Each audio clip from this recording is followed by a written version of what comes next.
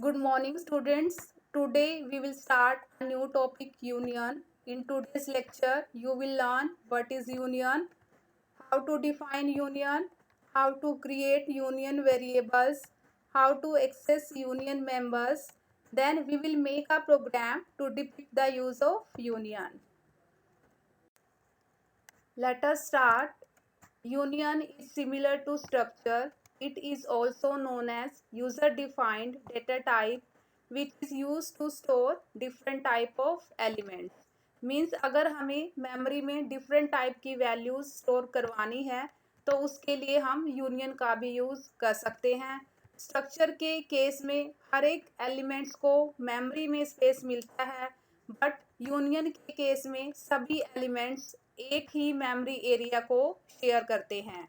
इसीलिए यूनियन के केस में मेमोरी में उतना स्पेस रिजर्व करवाना पड़ता है जिसका यूज़ करके हम यूनियन के लार्जेस्ट मेंबर को स्टोर करवा सके। यहाँ पे लार्जेस्ट मेंबर का मतलब है यूनियन का वो मेंबर जिसको मेमोरी में स्टोर करवाने के लिए सबसे ज़्यादा स्पेस चाहिए होगा। इसीलिए हम कह सकते हैं कि यूनियन का साइज यूनियन के लार्जेस्ट मेंबर के साइज के इक्वल होगा। अब हम जानेंगे कि यूनियन को कैसे डिक्लेयर किया जाता है।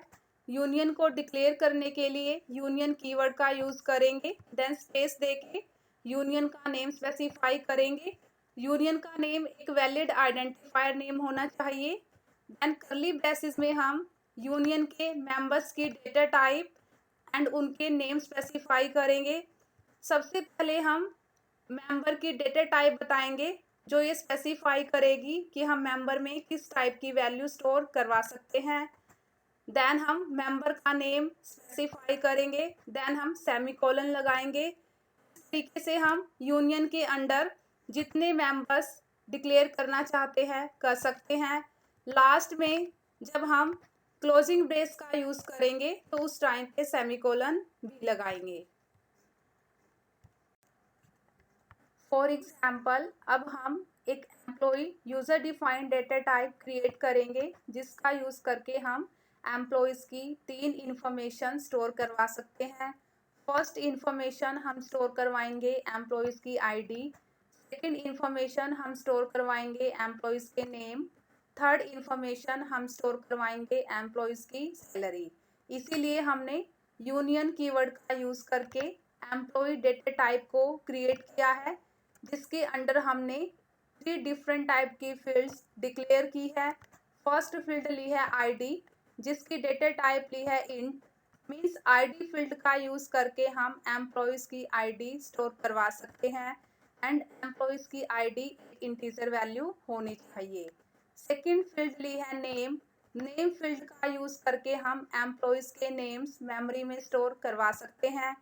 एम्प्लॉयज़ नेम मेमोरी में स्टोर करवाने के लिए हमने नेम फील्ड की डेटा टाइप है कैरेक्टर एरे जिसका साइज स्पेसिफाई किया है 10, मीन्स एम्प्लॉयज़ के नेम में मैक्सिमम 10 कैरेक्टर्स हो सकते हैं।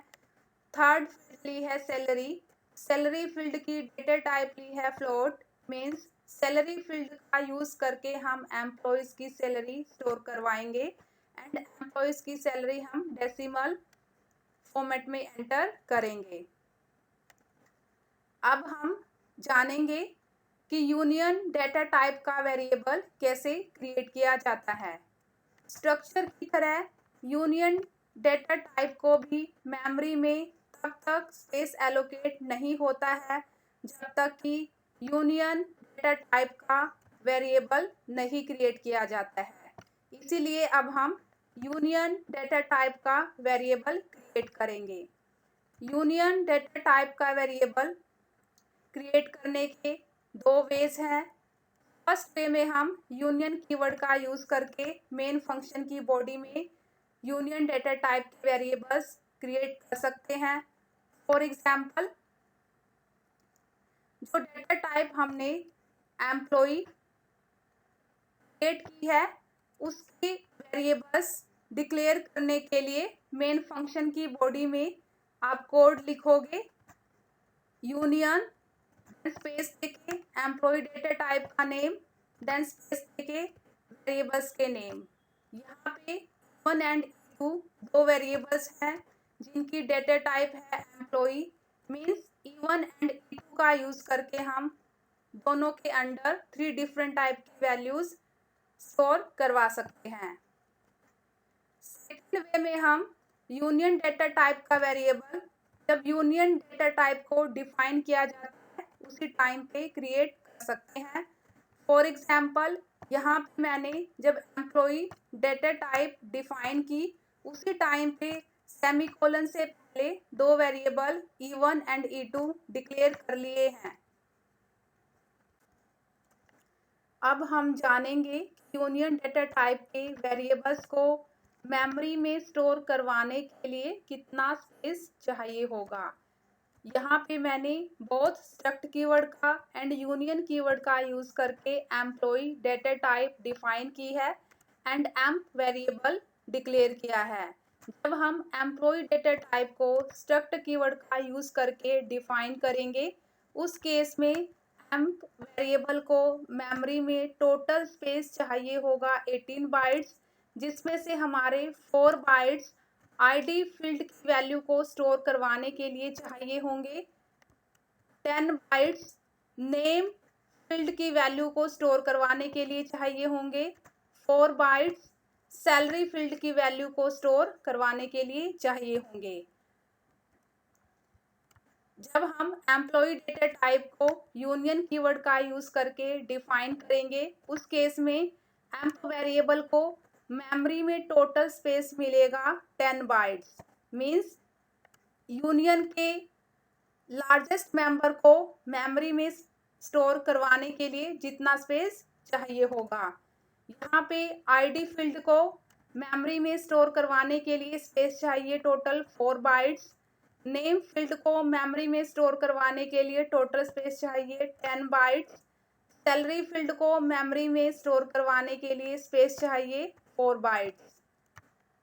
तीनों फील्ड एक ही मेमोरी एरिया को शेयर करते हैं, इसीलिए हम यूनियन को लार्जेस्ट मेंबर के साइज के इक्वल स्पेस एलोकेट कराते हैं। यहाँ पे यूनियन का सबसे लार्जेस्ट मेंबर है नेम फील्ड, इसीलिए एम्प वेरिएबल का साइज नेम फील्ड के साइज के इक्वल है।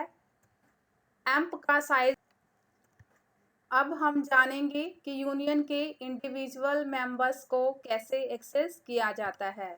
लाइक स्ट्रक्चर, यूनियन के मेंबर्स को एक्सेस करने के भी दो वेज हैं।